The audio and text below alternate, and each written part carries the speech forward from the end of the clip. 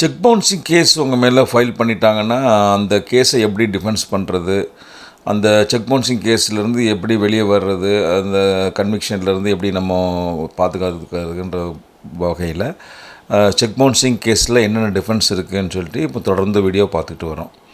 அந்த வகையில் ஃபஸ்ட்டு வீடியோவில் வந்து என்னென்ன டிஃபென்ஸ் இருக்குது அப்படின்ற இதை வந்து நான் உங்களுக்கு எல்லா வகையிலையும் டீட்டெயிலாக சொல்லியிருந்தேன். அதுக்கப்புறம் ஃபஸ்ட்டு டிஃபென்ஸ் என்னன்றதை அதுக்கு அடுத்த வீடியோவில் போட்டிருந்தேன். இப்போ இந்த வீடியோவில் நம்ம என்ன பார்க்க போகிறோம்னா, செக் பவுன்சிங் கேஸ் டிஃபென்ஸை வந்து 2வது டிஃபென்ஸ் என்ன, அதை தான் அந்த வீடியோவில் பார்க்க போகிறோம். இதில் என்ன மாதிரி டிஃபென்ஸ் செகண்ட் டிஃபென்ஸ் என்ன இருக்குது, அதை எந்த மாதிரி, அதாவது செகண்ட் டிஃபென்ஸ் என்னென்னா security and post dated sex, அந்த மாதிரி ஒரு டிஃபென்ஸ் எடுக்கிறதுனா எப்படி எடுக்கிறது, எந்த மாதிரி சூழ்நிலையில் எடுக்கிறது, அதுக்கு என்னென்ன கேஸ் யுக்திகளை ஃபாலோ பண்ணணும், அதுவும் இல்லாமல் அதுக்கு சப்போர்ட்டான ஜட்ஜ்மெண்ட்ஸ் என்ன, அதுக்கு ரிலவெண்ட் ஜட்ஜ்மெண்ட் என்னன்றது இந்த வீடியோவில் சொல்கிறேன். இதனோட கரெக்டான ஜட்ஜ்மெண்ட் உங்களுக்கு டவுன்லோட் பண்ணணுன்னா அதனோட டிஸ்கிரிப்ஷன்லேயும் கொடுக்குறேன். இதை தான் இந்த வீடியோவில் பார்க்க போகிறோம். வணக்கம், நான் உங்கள் ரசியா கலி. இந்த வீடியோவை பார்க்குறதுக்கு முன்னாடி நீங்கள் வந்து மொத்தமாக செக் பவுன்சிங் கேஸில் டிஃபென்ஸ் என்னென்ன இருக்குது அப்படின்றத பார்க்கணுன்னா இந்த வீடியோவை பாருங்கள். இந்த வீடியோவில் வந்து உங்களுக்கு வந்து இதை ஃபஸ்ட்டு போட்ட வீடியோ, அதனுடைய தம்ப்நெயில் தான் இதில் காமிக்கிறது, அதை பாருங்கள். இப்போது ஃபஸ்ட் டிஃபென்ஸ் என்னன்றதுக்கு அதுக்கு அடுத்த வீடியோ இருக்குது, அதை பாருங்கள். இப்போ செகண்ட் டிஃபென்ஸ் செக் பவுன்சிங் கேஸில் டிஃபென்ஸ் என்ன அப்படின்னா, security and post dated check அப்படின்ற மாதிரி ஒரு டிஃபென்ஸை வச்சு எடுக்கிறதுனா எப்படி எடுக்கிறது, அது என்ன மாதிரி பண்ணுறதுன்றதை இந்த வீடியோவில் பார்ப்போம்.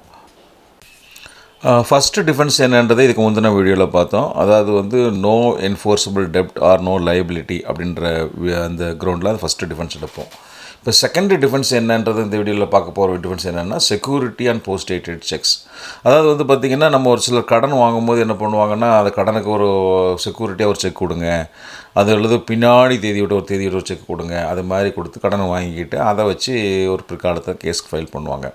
ஸோ அந்த மாதிரி ஒரு செக்யூரிட்டியாக கொடுக்கப்பட்ட ஒரு செக்கு, அல்லது ஒரு பின் தேதி விட்ட ஒரு செய்தி விட்ட செக்கு, அல்லது டேட்டே போடாமல் போட்ட ஒரு செக்கை வச்சு அதை வாங்கி வச்சுக்கிட்டு கேஸ் நம்ம மேலே ஃபைல் பண்ணாங்கன்னா, அதை வந்து எந்த மாதிரி சூழ்நிலைகளில் நம்ம ஒரு டிஃபென்ஸாக எடுத்து வெளியே வரலாம் அப்படின்றத இந்த வீடியோவில் பார்ப்போம். எல்லா சமயத்துலேயும் அதை மாதிரி பண்ண முடியுமான்னு சொன்னால், அதுக்கு ஒரு சில ஜட்ஜ்மெண்ட்ஸ்லாம் பார்த்திங்கன்னா, எந்தெந்த ஒரு சில சூழ்நிலைகள் என்னென்ன சூழ்நிலைகளில் பண்ணலாம் அப்படின்றத வந்து ஒரு சில ஜட்ஜ்மெண்ட்டில் சொல்லியிருக்காங்க.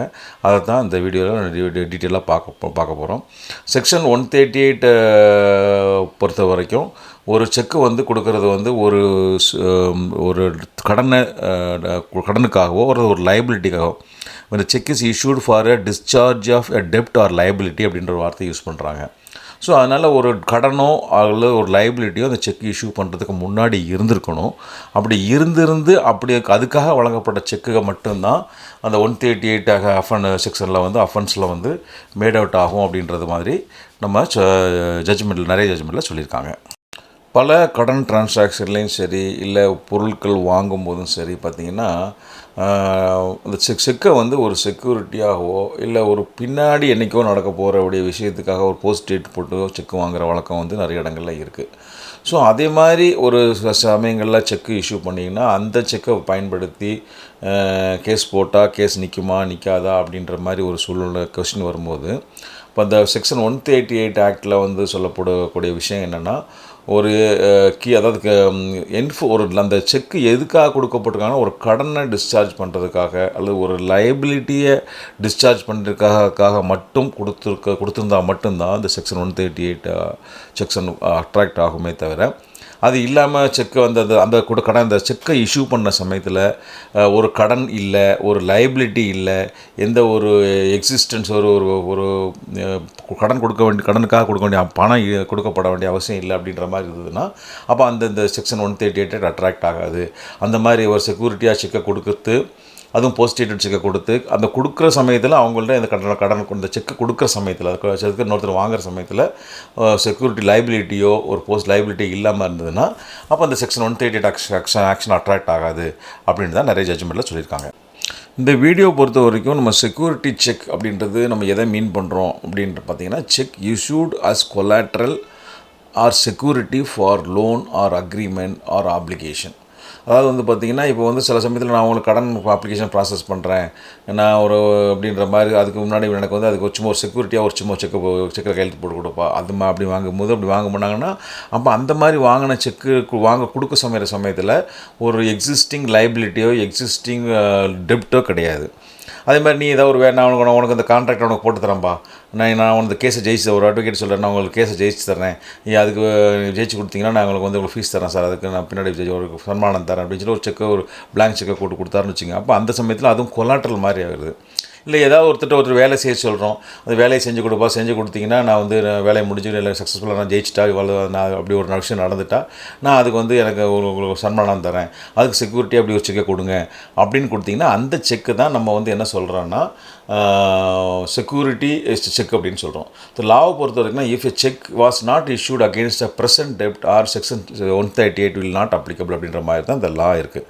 ஸோ ஒரு செக்கை வந்து ஒரு கொடுக்கும்போது ஒரு லைபிலிட்டி இருந்திருக்கணும், இல்லை ஒரு டெப்ட் இருந்திருக்கணும், இல்லை வேறு ஏதாவது ஒரு ஆக்சுவலாக அவங்களுக்கு பணம் கொடுக்கணுன்ற ஒரு கட்டாயம் இருக்கணும்.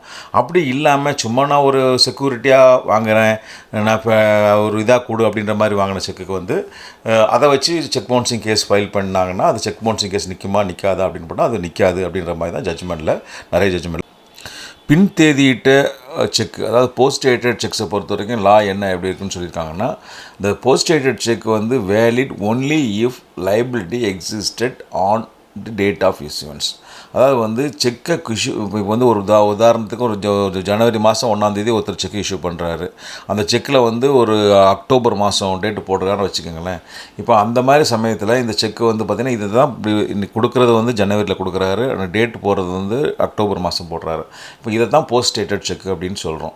இந்த போஸ்ட் டேட்டட் செக்கை பொறுத்த வரைக்கும் லா என்ன சொல்கிறாங்கன்னா, அந்த செக்கை போஸ்ட் டேட்டட் கொடுக்கும்போது அந்த சமயத்தில் லைபிலிட்டி இருந்ததா, ஒரு கடன் இருந்ததா, கடன் இருந்ததா, கடனுக்காக பணம் கொடுக்கணுன்ற ஒரு கட்டாயம் இருந்ததா, இல்லை ஏதாவது பொருள் வாங்கியிருந்தால் கொடுக்கணுன்ற இருந்ததா அப்படின்ற மாதிரி பார்க்குறாங்க.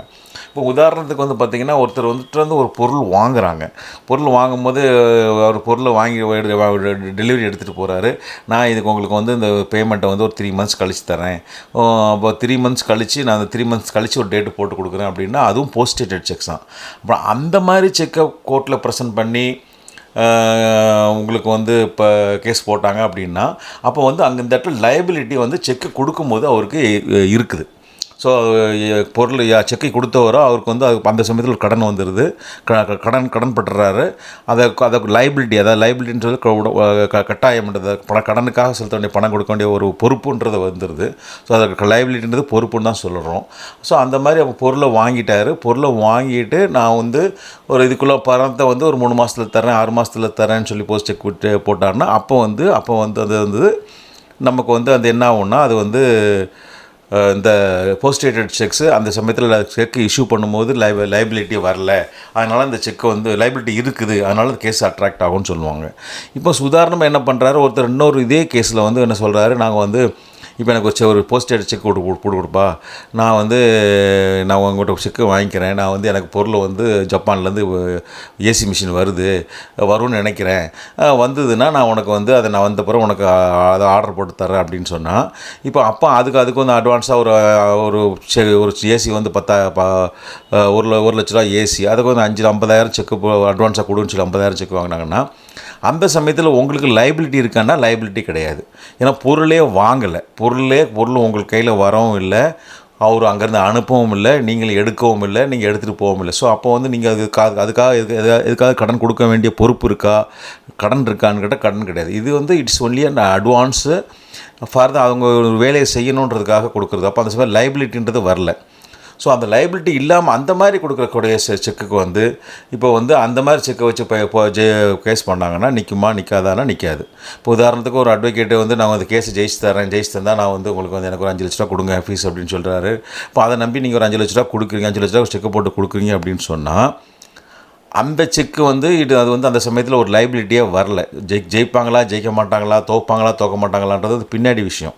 ஸோ அது மாதிரி செக்கு வாங்குறது, அட்வொகேட் வாங்குறது தப்பு தான். நான் உதாரணத்துக்கு உங்களுக்கு சொல்கிறேன், ஏதோ ஒரு இன்சிடெண்ட் ஒரு நாளைக்கு ஏதோ ஒரு நடந்ததுன்னா நான் உங்களுக்கு ஜெயிச்சு தரேன், எனக்கு வந்து இதில் ஒரு அது மாதிரி அந்த மாதிரி கொடுக்கும்போது அந்த சமயத்தில் லைபிலிட்டி போஸ்ட் செக்கில் லைபிலிட்டின்னு இல்லைன்னு வரலன்னா அப்போ அந்த லைபிலிட்டி கொடுக்கும்போது லைபிலிட்டி இருந்தால் அந்த செக்கு 138 அட்ராக்ட் ஆகும். கொடுக்கும்போது லைபிலிட்டி இல்லை அப்படின்னு சொன்னால் 138 அட்ராக்ட் ஆகாது. இதுதான் ஜட்ஜ்மெண்ட்டில் நிறைய ஜட்ஜ்மெண்ட்டில் சொல்லியிருக்காங்க. இந்த விஷயம் தொடர்பாக லேண்ட்மார்க் சுப்ரீம் கோர்ட் ஜட்ஜ்மெண்ட் என்னென்னு பார்க்கலான்னு பார்த்தீங்கன்னா, இந்த Indus airways private limited versus magnum aviation private limited அப்படின்ற கேஸு சுப்ரீம் கோர்ட்டில் 2014 கொடுத்த தீர்ப்பை நம்ம ஆதாரமாக எடுத்துக்கலாம். இந்த வழக்கில் சுப்ரீம் கோர்ட் என்ன சொல்லியிருக்காங்கன்னா, cheques issued for advance payment or as a security are not enforceable if no liability existed. அதாவது செக்கு கொடுக்கும்போது ஒரு அட்வான்ஸாக கொடுக்கப்பட்ட பேமெண்ட்டாக இருந்தாகோ அல்லது அது ஒரு அந்த சமயத்தில் ஒரு செக்யூரிட்டியாக கொடுக்கப்பட்டு அந்த சமயத்தில் எந்த விதமான லைபிலிட்டி இல்லாமல் இருந்ததுன்னா அந்த செக்கை வச்சு கேஸ் போட்டால் அந்த கேஸ் 138 நிற்க ஆகாது அப்படின்ற தீர்ப்பை சொல்லியிருக்காங்க. இப்போ இது சம்மந்தப்பட்ட இன்னொரு ஜட்ஜ்மெண்ட்டும் இருக்குது. அது பார்த்திங்கன்னா Sampelly Satyanarayana Rao versus Indian renewable energy development agency 2018. இந்த வழக்கில் என்ன சொல்லியிருக்காங்க அப்படின்னு பார்த்தீங்கன்னா, போஸ்ட்-டேட்டட் செக்கு வேலிட் எந்த மாதிரி சமயத்தில் issued for any existing liability or loan instalment. இப்போ போஸ்ட்-டேட்டட் செக் கொடுக்குறாங்க, பின்னாடி வரக்கூடிய நான் அந்த சமயத்தில் கடன் இருக்குது. இப்போ உதாரணத்துக்கு ஒருத்தர் கடன் வாங்குறாரு, மாதம் இஎம்ஐக்குன்னு ஒரு செக் கொடுக்குறாரு. இந்த ஒவ்வொரு மாதம் இந்த கடன் இன்றைக்கி வாங்கிட்டாரு, மாதம் நான் இஎம்ஐயாக பணம் செலுத்துறேன்னு சொல்லிட்டு மாதத்துக்கு ஒவ்வொரு செக் கொடுக்குறாருன்னா, அப்போ அந்த சமயத்தில் பார்த்திங்கன்னா கடன் வாங்கிட்டாரு, கடனுக்கு செலுத்த வேண்டிய லைபிலிட்டியும் வந்துடுது. அந்த மாதிரி லைபிலிட்டி வந்த செக்கை போஸ்ட்-டேட்டட் செக் கொடுத்தா அந்த மாதிரி கேஸ் அது செல்லும், அதுக்கு 138 அட்ராக்ட் ஆகும் அப்படின்ற மாதிரி இந்த ஜட்ஜ்மெண்ட்டில் சொல்லியிருக்காங்க. நீங்கள் இந்த 2 ஜட்ஜ்மெண்ட்டையும் நீங்கள் பார்க்கணுன்னு சொன்னீங்கன்னா என்னோடய டிஸ்கிரிப்ஷனில் பாருங்கள்.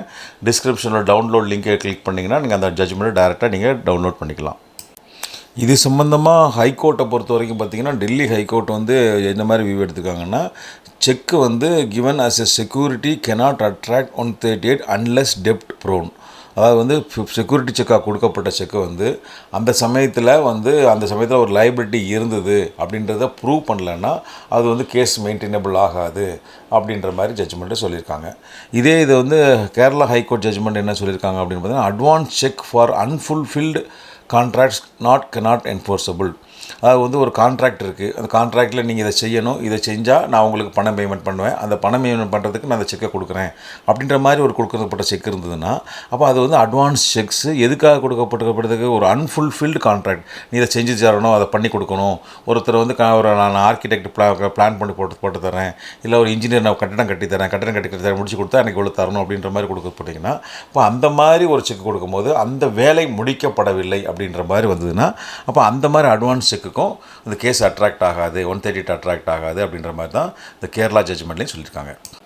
இந்த மாதிரி வழக்குகளை நம்ம ஹேண்டில் பண்ணும்போது என்ன மாதிரி ப்ராக்டிக்கலாக அப்ரோச் பண்ணணும், உங்களுக்கு ப்ராக்டிக்கல் டிப்ஸ் என்ன அப்படின்னு பார்த்தீங்கன்னா, ஃபஸ்ட்டு என்ன பண்ணணுன்னா, அது செக்கு எக்ஸிஸ்டிங் டெப்ட்டுக்காக கொடுக்கப்பட்டதா இல்லை ஃப்யூச்சர் லைபிலிட்டி கொடுக்கப்பட்டதா அப்படின்றத நம்ம கிளைண்ட்டுக்கிட்டேருந்து தெரிஞ்சுக்கணும். கிளைண்ட்டுக்கிட்டேருந்து அதை அசர்டைன் பண்ணிக்கணும். ஸோ எக்ஸிஸ்டிங் டெப்ட்டுக்கு நான் கொடுக்கப்பட்டிருந்தது அப்படின்னா அப்போ அது 138 அட்ராக்ட் ஆகும். ஃப்யூச்சர் லைபிலிட்டிக்காக கொடுக்கப்பட்டிருந்ததுன்னா அது மாதிரி அட்ராக்ட் ஆகாது.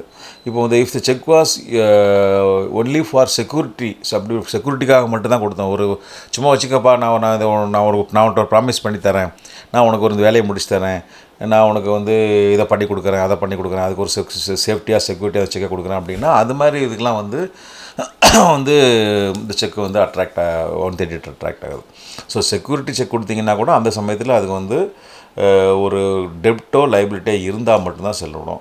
அதேமாதிரி ஒரு லோன் வாங்குகிறோம், அல்லது கான்ட்ராக்டில் ஒரு செக்யூரிட்டி நேச்சராக இருக்கிறாங்க அப்படின்னா அது அந்த மாதிரி சமயத்தில் என்னன்றதை அதையும் பார்க்கணும். நான் சொன்ன முதல் விஷயங்களை மனசில் வச்சுக்கணும். அந்த சமயத்தில் கொடுக்குற சமயத்தில் எக்ஸ்டிங்டிங் டெப்ட் இருந்ததா, லைபிலிட்டி இருந்ததா இல்லையான்றது தான். இதை நம்ம எப்படி ப்ரூவ் பண்ணலாம் அப்படின்னா, cross examination of the complainant எதுக்காக பண்ணும்போது கம்ப்ளைண்ட் பண்ணும்போது எதுக்காக கொடுத்தப்பட்டது, ஏன் கொடுத்தாங்க, எந்த மாதிரி சூழ்நிலை கொடுத்தாங்க, அந்த சமயத்தில் உங்களுக்கு கொடுக்க வேண்டிய கடன் இருந்ததா, நீங்கள் செக்கு இத்தனாந்தேதி வாங்கின அன்றைக்கி அவர் உங்களுக்கு பணம் கொடுக்க வேண்டியது இருந்ததா இல்லை அப்படின்னு சொல்லிட்டாருன்னா அப்போ நம்ம கேஸ் நமக்கு நல்ல ஒரு ஸ்ட்ராங் டிஃபென்ஸ் ஆகிடும். நீங்கள் செக் என்றைக்கு வாங்கினீங்க சார், ஜனவரி 1 வாங்கினீங்க, அப்போ அன்றைக்கி வந்து நீங்கள் பொருளை கொடுத்தீங்களா, கொடுக்கல, அப்போ லைபிலிட்டியே இல்லை. அப்போ பொருளே கொடுக்கல, அதுக்கு பொருளும் கொடுக்கப்படலை அப்படின்னு சொல்லி அது நிரூபிச்சிட்டிங்கன்னா அப்போ வந்து உங்களுக்கு வந்து அந்த செக்லேருந்து வெளியே வரலாம். அதுமாதிரி ஒரு வேறு ஏதாவது ஆப்ளிகேஷன் போஸ்ட் டேட்டட் செக் கொடுக்கும்போது அதை கொடுக்குற அன்னைக்கு சரியாக உங்களுக்கு அந்த கொடுக்குற அன்னைக்கு வந்து லைபிலிட்டி இல்லை வாங்கலைன்றதை வந்து கிராஸ் எக்ஸாமினேஷனில் தான் நம்ம வந்து ஒரு எஸ்டாப்ளிஷ் பண்ணுறதுக்கு நமக்கு ஒரு நல்ல வாய்ப்பு இருக்கும். ஸோ இந்த வீடியோ நம்ம எப்படி கன்க்ளூட் பண்ணலாம் அப்படின்னு சொல்லி பார்த்தீங்கன்னா, இந்த defence of security and post dated cheque succeeds if no enforceable liability existed. So வந்து இந்த போஸ்ட் டேட்டட் செக்காக இருந்தாலும் சரி, இல்லை செக்யூரிட்டி செக்காக இருந்தாலும் சரி, அதை கொடுக்குற சமயத்தில் வந்து ஒரு என்ஃபோர்ஸபிள் லைபிலிட்டி இல்லை அப்படின்ற மாதிரி சமயம் இருந்ததுன்னா அதை நம்ம கோர்ட்டில் எஸ்டாப்ளிஷ் பண்ணால் சாட்சிகள் மூலியமாகவோ, டாக்குமெண்ட் மூலியமாகவோ, இல்லை விட்னஸ் மூலியமாகவோ, கிராஸ் எக்ஸாமின் மூலியமாகவோ எஸ்டாப்ளிஷ் பண்ணிட்டிங்கன்னா அந்த கேஸ்லேருந்து அந்த செக் வந்து 138 செக்ஸ் வராது அப்படின்ற மாதிரி நம்ம அதுக்கு எஸ்டாப்ளிஷ் பண்ணி கேஸ்லேருந்து வெளியே வரலாம். ஸோ இதுதான் இந்த பாயிண்ட்டு. இப்போ நெக்ஸ்ட் வீடியோ நம்ம என்ன பண்ண போகிறோம்னா கிரவுண்ட் நம்பர் 3 பார்க்குறோம். டைம் பார்டு டெப்ட். ஸோ வந்து ஒரு காலாவதியான ஒரு டெப்ட்டுக்கு கொடுக்கப்பட்ட செக்கை வச்சு கேஸ் போட முடியுமா முடியாதா, அது என்ன மாதிரின்றதை நம்ம அடுத்த வீடியோவில் நம்ம பார்க்க போகிறோம். ஸோ தொடர்ந்து நம்ம சேனலை பாருங்கள். சப்ஸ்கிரைப் பண்ணாதவங்க சப்ஸ்கிரைப் பண்ணுங்கள். அதுவும் இல்லாமல் வந்து கண்டிப்பாக அந்த நோட்டிஃபிகேஷன் ஐக்கானே கொஞ்சம் கிளிக் பண்ணுங்கள். அப்போ தான் நான் ஒவ்வொரு முறையும் வீடியோ போடும்போது அவங்களோட நோட்டிஃபிகேஷன் உங்களுக்கு வரும். தொடர்ந்து நம்ம வீடியோவை பார்த்து நான் உங்களுடைய சட்ட அறிவை பெருக்கிங்க. இது சம்மந்தப்பட்ட ஜட்ஜ்மெண்ட்டோட டிஸ்கிரிப்ஷனை வந்து நம்ம டவுன்லோட் பண்ணுறதுக்குண்டான ஒரு டிஸ்கிரிப்ஷனை இந்த வீடியோவில் டிஸ்கிரிப்ஷனில் இருக்குது. ஸோ அந்த லிங்க் இருக்குது. ஸோ அந்த லிங்க்கை நீங்கள் கிளிக் பண்ணி இந்த சம்மந்தப்பட்ட ஜட்ஜ்மெண்ட்டோட நீங்கள் டேரெக்டாகவே நம்ம வீடியோ பார்க்குறவங்களே டவுன்லோட் பண்ணிக்கலாம். அந்த வசதியும் யூஸ் பண்ணி நீங்கள் உங்கள் கேஸை ஜெயிக்கிறதுக்கு முயற்சி பண்ணுங்கள். உங்களுடைய சட்ட அறிவை பெருக்கிக்குங்க. நான் ஒவ்வொரு வீடியோலையும் சொல்கிறபடி இது வந்து நான் இந்த போடுற வீடியோ வந்து ஒரு எஜுகேஷனல் பர்பஸுக்காக தான் போடுறேன். ஒரு சட்ட அறிவை தெரிஞ்சுக்கணுன்றதுக்காக தான் போடுறேன். ஒவ்வொரு கேஸும் ஒவ்வொரு வழக்கும் கொஞ்சம் வித்தியாசப்படும். அதனுடைய கேஸை நம்ம கொடுக்கக்கூடிய அறிவுரைகளும் இந்த கொடுக்கக்கூடிய சாராம்சங்களும் ஜட்ஜ்மெண்ட்டும் உங்கள் கேஸுக்கு பொருந்தாதான்றதை வந்து உங்கள் அட்வொகேட்டை வச்சு கரெக்டாக பார்த்து பயன்படுத்திக்கோங்க. ஒவ்வொரு ஃபேக்ட்டும் கேஸ் ஆஃப் த ஃபேக்ட்டும் மாறுறதுக்கு வாய்ப்பு இருக்குது.